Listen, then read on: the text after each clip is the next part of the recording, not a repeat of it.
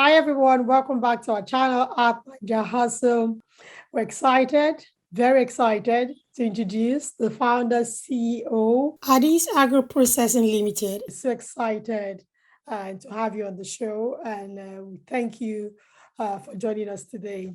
We'll be looking forward to sharing your exciting journey in the entire world. What it is taking to bring you this far. So welcome to the show. Thank you for accepting our invitation. Thank you very much for having me. I'm so excited, looking forward to speaking with you today. So let's hit the ground rolling.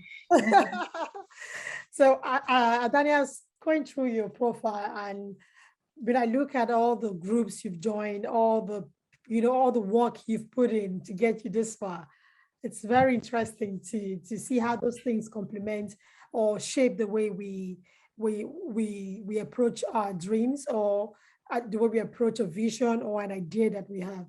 I was really interested, like, oh, she took part in that and she took part in this. State Foundation alumni, you took part in some other programs like Growth for programs sponsored by Cherry Blair Foundation, all these little things.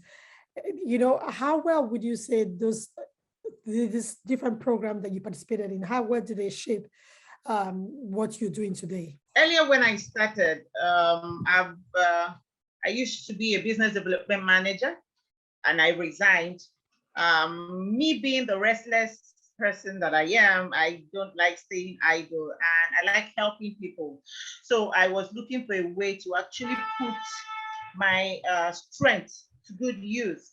Hence, the business part of it started. Prior to that, I had businesses that actually did not work out, 2 businesses. I used to plan children's parties, and I used to deal on children's interior, but they didn't work out. So for me, starting a food processing business, I wanted to get it right. And what better way to do it than what I call business education. And I was opportune to be a part of a Faith Foundation program that was sponsored by Facebook International. So that is where my business actually started. That is where the real entrepreneur Adanne now had to come out. So I needed to know what it means to have a sustainable and viable business. And I needed direction. And for every entrepreneur, you need that. You can't just wake up and say you want to just start a business. From my own point of view, being for the past 4 years that I've been in business. But Danny, I think that's very exciting. You seem to have put a lot of effort in improving yourself, trying to get yourself prepared for this moment. I was probably going to ask you, what motivates you? For some people, it's maybe financial reason or the financial reward they get from it. For others, it's the joy of creating something. How and where do you find motivation? Like I earlier said, I like helping people. So the joy for me is having people say, Adanne, thank you very much. And that makes me sleep well at night. And being able to offer solution. Actually, I look at my business as a vitamin business. I say vitamin, vitamin is sort of like, it helps boost, your immunity and all that. So a lot of people actually do not know that they need vitamins until you tell them. So my spices in the open market, we're trying to put word out there, because we came to understand from research that a lot of things that we consume, about 70% has an effect on our bodies. So my own job is to actually help people live better, eat better, cook better. So that's what keeps me up. Okay, how am I going to make people understand that what you are consuming, you are taking too much salt, You're taking too much this. There's a way you can tone it down, and your meal can taste amazing. So that's actually what keeps me up. Okay, so if I I guess. understand correctly, you're saying that the motivation is about meeting a need in the market. So there's a gap there when we talk about food. For me, I just probably think there's no spice in a food. It's as good as dead. Nobody wants to eat that. That's what I think. Yeah. Okay. Yeah, because there are a lot of spices. You know, people ask, what is your unique? Why are you unique? Why would I actually pick your product? And I try to tell them, yeah, there are a lot of spices, but there are spice and there are spices. Okay. So for me, for us as a business, all our spices have zero preservative, have zero additive. So it's 100% herbs, vegetables, and spices. Okay, which they taste amazing. So why do you want to add extra? Why do you want to add enhancers? Why do you want to add all those things? You know, God created these things in a natural way, and He knew what He was doing when He did that. So that is Yeah, I think that it is for us. I think you hit the nail on the head because I find that more people, including myself, we're looking towards buying things with less preservatives in them, less chemical. And so that's actually a very smart way to go about it. So we can enjoy spices in our food, but at the same time, eat something that is healthy for our body as well. So I think that's Yeah, very important. what would you say have been your biggest challenge thus far, and how have you managed to stay on in spite of this? You said it. Doing business in Nigeria is you have to be strong. When I mean strong, it's not easy. Doing business in Nigeria is not for the faint-hearted because there are so many things that are hitting you from left to right. Okay, there is the staff trying to get quality people that are willing to put in the work. A lot of people, a lot of the young people, they just want to get everything with a snap of the fingers. But it doesn't happen that way. You see me, yes, you see, I'm the founder, I'm the CEO, but I still, bend down to do clean crayfish, for example. I still bend down to do most of those things. And when we come out, we are looking all this one doesn't do anything. But most of them don't want to, they don't want to put in the work, but they want to aim. So human resources is a very, very big challenge in Nigeria. Yes, they say the unemployment rate is about 33%, and it's going up every single day. But there are jobs out there. And 70% of the people that create jobs in Nigeria are the SMEs. But most of these young people do not want to tap into the vision that smaller businesses like us, provide. Okay. And the other thing is logistics. Logistics, we are still trying to get a grasp of, logistics business in Nigeria. The few ones that are available actually demand outweighs the supply. So if I understand correctly, you have a problem in terms of having the right people come work for you, because of course most people rather work for a multinational corporation than a small, as a medium-sized business. And of course, being in Nigeria myself, I know the challenges most people face because I, in my past, haven't worked with a small size company. Sometimes people fear that they won't get paid. So there's always that risk for many people and they don't want to take it. But that's the problem. When people like you who are willing to pay, you have to face that risk, because if you're saying to them, I pay, of course I pay.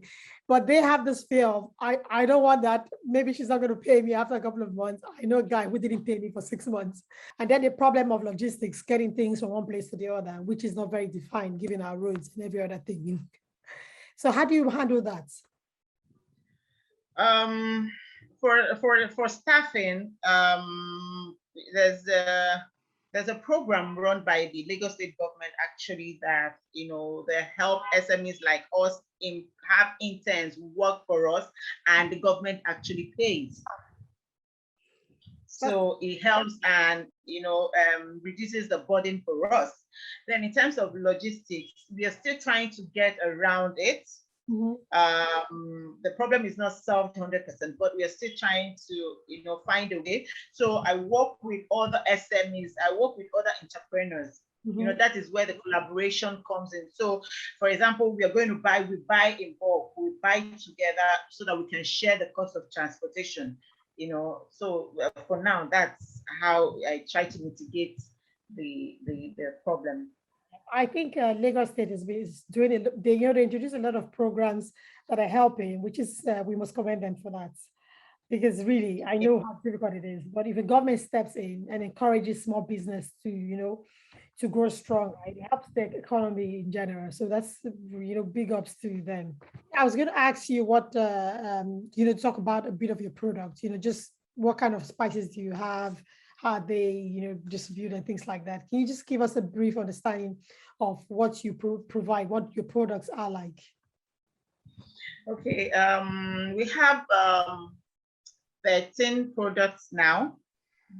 We have palm oil, we have crayfish, then we have single spices and seasonings, mixed seasonings. My best seller actually is the chicken flavor spice. And, feedback that I've gotten from a lot of customers are like, why do you call it chicken flavor spice? I practically use it for everything. It tastes way better in jollof, stew and all that. So we are considering changing the name to all-purpose seasoning. Yeah, okay. Yeah. So, but we have jollof mix and fried rice, which we are lucky to have them in the UK. We are currently in 4 supermarkets in the UK. So I think it's doing well. We have the 8 spice blend, we have the pepper soup spice, and then the single spices, the ginger, the cinnamon, turmeric, and all that. Yeah. I was going to ask you about what makes it special, but we already spoke about that in terms of the fact that you don't have any additives in them, no chemical, they're all 100% natural. So I think that answer, that's crazy.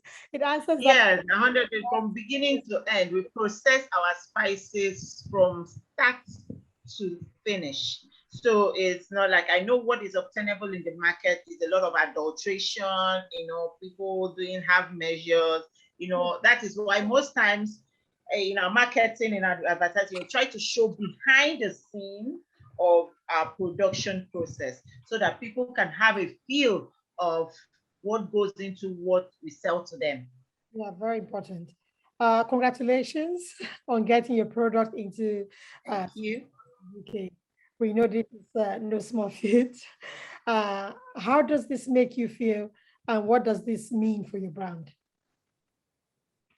It means a whole lot. I have put in so much.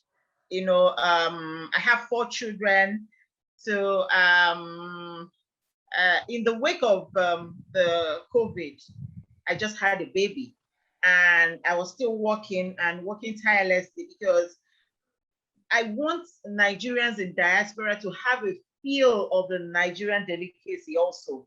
So being in the UK is just one step of the journey, and I'm so proud of myself.